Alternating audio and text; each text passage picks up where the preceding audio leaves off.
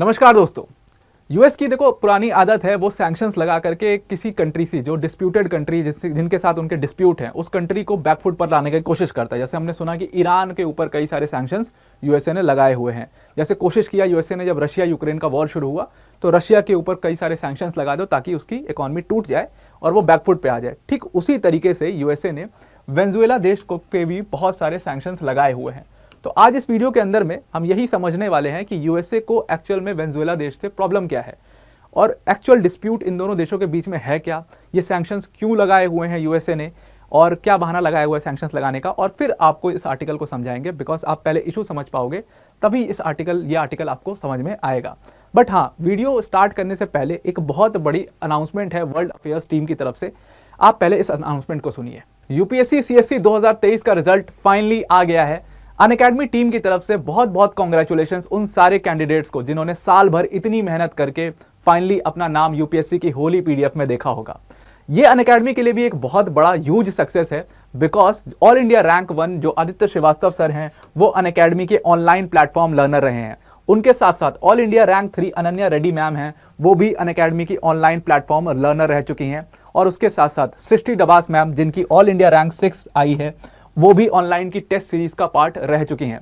बल्कि इतना ही नहीं, अनअकैडमी ने इस साल 300 से भी ज्यादा सिलेक्शंस दिए हैं और ये अनअकैडमी टीम के लिए बहुत बड़ा सक्सेस। लेकिन इस सक्सेस को हम अनअकैडमी की टीम जो है वो अपने वर्ल्ड अफेयर्स की ऑडियंस के साथ मिल करके सेलिब्रेट करना चाहती है और इसीलिए हमने अपना जो यूपीएससी सीएससी का कोर्स फीस था उसमें बिगेस्ट एवर ड्रॉप किया है। जो कोर्स हमारा 75,000 का था उसको हमने कम करके 29,999 का कर दिया है, विच इज ह्यूज। आप समझना कि आपको इतनी कम फीस में जो अनअकैडमी के बेस्ट एजुकेटर्स हैं वो क्वालिटी कंटेंट दिया करेंगे। अगर आप इस कोर्स को ज्वाइन करना चाहते हो तो हमने एक वेबसाइट का लिंक दिया डिस्क्रिप्शन में, आप उस वेबसाइट पर जा करके इस कोर्स को डिस्काउंटेड प्राइस पर अवेल कर सकते हो। बस हाँ, ये एक बात ध्यान में रखना कि जहां पर आपको डिस्काउंट कोड का ऑप्शन आएगा वहां पर आप ये डिस्काउंट कोड लिखिएगा APYT10।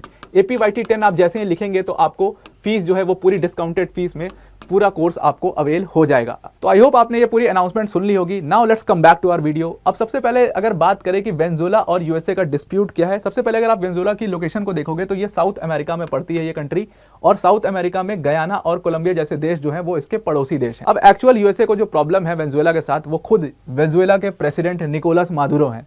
एक्चुअल में वेनेजुएला के अंदर में ना कम्युनिस्ट गवर्नमेंट है और हमेशा से दो बड़े लीडर रहे हैं वेनेजुएला के अंदर में। एक लीडर थे ह्यूगो चावेस। 2013 में ह्यूगो चावेस की डेथ हो गई थी और तो 2013 के उनकी डेथ के बाद निकोलस मादुरो जो हैं वो वेनेजुएला के प्रेसिडेंट बनते हैं। और प्रेसिडेंट बनने के बाद ठीक जैसे कि मैंने आपको बताया कि क्योंकि वेनेजुएला की जो गवर्नमेंट है वो एक कम्युनिस्ट माइंडसेट की गवर्नमेंट है। निकोलस मादुरो भी एक सेम पार्टी से आते थे, ह्यूगो चावेस और निकोलस मादुरो। तो निकोलस मादुरो भी कम्युनिस्ट माइंडसेट के प्रेसिडेंट थे और कम्युनिस्ट तरीके से ही वो अपने देश को चला रहे थे। अब क्योंकि कम्युनिस्ट गवर्नमेंट है वहां पर वेनेजुएला के अंदर में, तो कम्युनिस्ट गवर्नमेंट होने की वजह से रशिया और चाइना के साथ बहुत अच्छे रिलेशंस हैं वेनेजुएला के, और हर स्टेप वेनेजुएला जो लेता है, निकोलस मादुरो जो लेते हैं, वो चाइना और रशिया के साथ अलाइन होकर ही लेते हैं। अब यहीं से प्रॉब्लम शुरू होती है क्योंकि निकोलस मादुरो की जो रिलेशंस है वो चाइना और रशिया के साथ बहुत अच्छे थे। तो ऑब्वियस सी बात है, साउथ अमेरिका की कंट्री चाइना और रशिया के साथ अच्छे रिलेशंस बना रही है तो इससे यूएस को मेजर प्रॉब्लम होनी शुरू हो गई।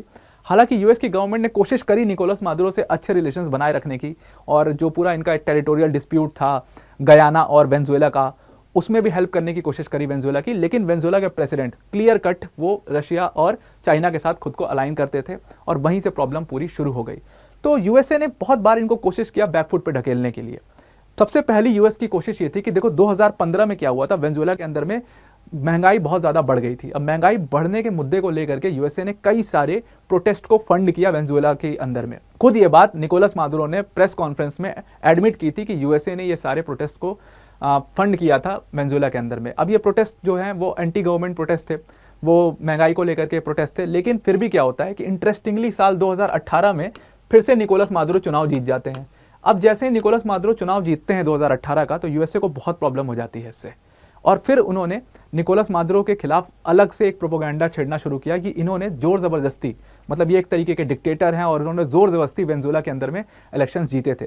अब देखो फैक्ट्स क्या हैं ये किसी को नहीं पता, क्योंकि वेनेजुएला में कोई जांच नहीं हुई इस चीज़ की, ना ही कोई आउटर एजेंसी जाकर के वहाँ पर जांच कर सकती है। यूएस अपना क्लेम करता है, वेनेजुएला अपना क्लेम करती है। मैं आपको सिर्फ वो डिस्प्यूट बता रहा हूँ। ठीक है। तो वेनेजुएला में निकोलस मादुरो ने यूएस के सारे क्लेम्स को रिजेक्ट कर दिया कि नहीं, ये इलेक्शन फ्री एंड फेयर हुए हैं और मैं अपने लोगों के वोट से ही प्रेसिडेंट बना हूं। हालांकि यूएसए के गवर्नमेंट जो है इस बात को मानने से मना करती है और वो कहती है कि आप स्टेप डाउन करिए प्रेसिडेंट पद से, दोबारा से इलेक्शन होगा और जो ये इलेक्शन होगा इसको पूरा फ्री एंड फेयर तरीके से करवाया जाएगा, जो भी कैंडिडेट आएगा वो अपनी तरीके से फिर गवर्नमेंट चलाएगा। लेकिन निकोलस मादुरो उसको मानने से मना कर देते हैं और फिर क्या होता है कि साल 2019 में यूएसए ने वेनेजुएला के ऑयल और गैसेस पर बहुत सारे सैंक्शंस लगा दिए। तो ये एक पहला डिस्प्यूट था। दूसरा डिस्प्यूट टेरिटोरियल डिस्प्यूट है। टेरिटोरियल डिस्प्यूट दो देशों के बीच में है, वेनेजुएला देश के बीच में है और गयाना देश के बीच में है। अब ये जो मैप पे आपको ग्रीन शेडेड पोर्शन दिख रहा है, ये गयाना है और ऑरेंज वाला वेनेजुएला है। अब ये जो बीच वाला हिस्सा है ये एस्कीबो रीजन कहते हैं इसको। ये जो शेडेड पार्ट है जो मैंने रेड से पूरा शेड किया है, ये गयाना और वेनेजुएला के बीच में इसी एस्कीबो रीजन को लेकर के पूरा डिस्प्यूट है। अब ये एस्कीबो रीजन को लेकर के डिस्प्यूट क्या है, वेनेजुएला कहता है कि जो एस्कीबो रीजन है ये पूरा वेनेजुएला की टेरिटरी है और इसको जबरदस्ती गयाना ने कब्जा कर लिया है यूएसए की मदद से, और गयाना कहता है कि नहीं, ये एस्कीबो रीजन हमारा है। अब इस पूरी टेरिटरी को लेकर के डिस्प्यूट है क्यों एक्चुअल में, क्योंकि इस टेरिटरी के जस्ट सामने यहाँ पर जो ये ब्लैक शेडेड पार्ट है ये एक्चुअल में ऑयल रिजर्व्स है और इन ऑयल रिजर्व्स का अब एक्सट्रैक्शन चल रहा है। और इनमें एक्सट्रैक्शन कर कौन रहा है, इनमें इस पूरे ऑयल रिजर्व पर एक्सट्रैक्शन कर रही है एक्सॉन मोबिल नाम की कंपनी, और ये एक्सॉन मोबिल नाम की कंपनी जो है वो यूएसए की कंपनी है। उसने गयाना की गवर्नमेंट के साथ में डील किया हुआ है और इसीलिए वो यहाँ पर एक्सट्रैक्शन कर रही है। अब अगर वेनेजुएला ये कहता है कि भाई ये एस्कीबो रीजन हमारा है, तो इसके सामने ये ऑयल रिजर्व्स आते हैं तो इस पे पूरा हक जो है, क्योंकि ये हमारा EEZ में आता है, एक्सक्लूसिव इकोनॉमिक जोन में आता है, इसलिए इस पूरे रीजन पर सिर्फ और सिर्फ वेनेजुएला की सरकार वो एक्सट्रैक्शन कर सकती है ऑयल का। लेकिन गयाना की सरकार इस पूरे एरिया को छोड़ने को तैयार नहीं है और यूएस की मदद से गयाना जो है वो इस पूरे एस्कीबो रीजन को होल्ड किए हुए है। तो ये टेरिटोरियल डिस्प्यूट दूसरा डिस्प्यूट है, जो गयाना तो सिर्फ नाम की डिस्प्यूट में है, वैसे तो डिस्प्यूट यूएस और वेनेजुएला के ऊपर है। यूएस इस रीजन को कभी नहीं छोड़ेगा बिकॉज यहाँ पर सामने ऑयल रिजर्व्स हैं और जहाँ ऑयल होता है वहाँ यूएसए पहुँच जाता है।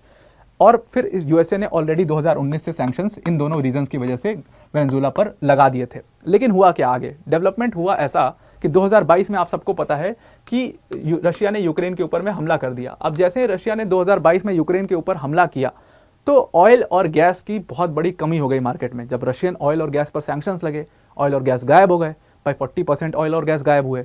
तो इतने बड़े मार्केट को फिल करने के लिए क्या किया, तो यूएसए ने बड़े स्मार्टली गेम खेला कि वेनेजुएला के ऊपर जो सैंक्शंस थे उनको ईज कर दिया। और उन सैंक्शंस को कब ईज किया, साल 2023 में ईज किया, अक्टूबर के महीने में, ताकि जो मार्केट है, जो प्राइस ऑयल के राइज हो रहे हैं वो थोड़ा सा चेक में आ सके और यूएसए को थोड़ी राहत मिल सके। इसलिए उसने वेनेजुएला को कहा कि भाई तुम खुल के ट्रेड करो, तुम्हारे जो सैंक्शंस हैं उसको हमने हल्का कर दिया है। अब ये सैंक्शंस को हल्का कैसे किया था, इन सैंक्शंस को हल्का किया था उन्होंने एक लाइसेंस के थ्रू। उन्होंने 6 महीने का एक टेम्पररी लाइसेंस जारी किया और उस 6 महीने के टेम्पररी लाइसेंस से कहा कि आप खुल करके अब ट्रेड कर सकते हैं। वेनेजुएला में बहुत ज़्यादा ऑयल और गैस हैं, तो वेनेजुएला जो है वो पूरी कंट्री में इकोनॉमिक प्रॉब्लम्स जो थी वो अब सही होना शुरू हो गई थी, क्योंकि खुल के ट्रेड होना शुरू हो चुका था। लेकिन अब उसी ट्रेड को, अब 6 महीने थे तो अक्टूबर से अप्रैल तक में 6 महीने खत्म हो गए। अब ये टेम्पररी लाइसेंस जो था इनको रिन्यू करने की बात थी कि भाई ये टेम्पररी लाइसेंस आप रिन्यू करोगे 6 महीने के बाद, ताकि ये जो सैंक्शंस हैं वो और ईज हो पाएंगे। लेकिन ड्रामेटिकली इसमें इस पूरे मामले में क्या होता है कि यूएस के जो स्टेट डिपार्टमेंट के स्पोक्स पर्सन हैं वो सामने आते हैं और कहते हैं कि भाई जो हमारा टेम्पररी लाइसेंस हमने दिया हुआ था वेनेजुएला को, जिससे हमने सैंक्शंस ईज किए हुए थे, उसको अब हम रिन्यू नहीं कर रहे हैं। तो अब वो रिन्यू नहीं होगा, इसका मतलब क्या है, इसका मतलब ये है कि ऑयल और गैस वेनेजुएला के उसके ऊपर दोबारा से सैंक्शंस लग जाएगा, प्राइस कैप लग जाएगा और फिर से वहां पर इकोनॉमिक प्रॉब्लम्स शुरू हो जाएंगी। और अभी भी यूएस सेम उसी बात को रिपीट कर रहा है कि निकोलस मादुरो स्टेप डाउन करे एज अ प्रेसिडेंट और वहां पर फ्री एंड फेयर इलेक्शंस हों और जो भी वहां पर कैंडिडेट जीतेगा उसको यूएस गवर्नमेंट, क्योंकि वहां पर जो भी कैंडिडेट, ऑब्वियसली जो अपोजिशन पार्टी है उसका कैंडिडेट को जिताना चाहती है यूएस, और वो कैंडिडेट जो है वो यूएस की गवर्नमेंट के साथ मिलकर के काम करेगा। इसीलिए यूएस ये चाहता है कि निकोलस मादुरो किसी तरीके से प्रेसिडेंट के पद से स्टेप डाउन हो जाए। इसीलिए उसने इन सैंक्शंस को, ये जो टेम्पररी लाइसेंस को रिन्यू करने की बात थी, उसको रिन्यू करने से मना कर दिया है। तो आई होप आपको ये पूरा मामला समझ में आ गया होगा। आज के लिए इतना ही। Thank you and have a nice day.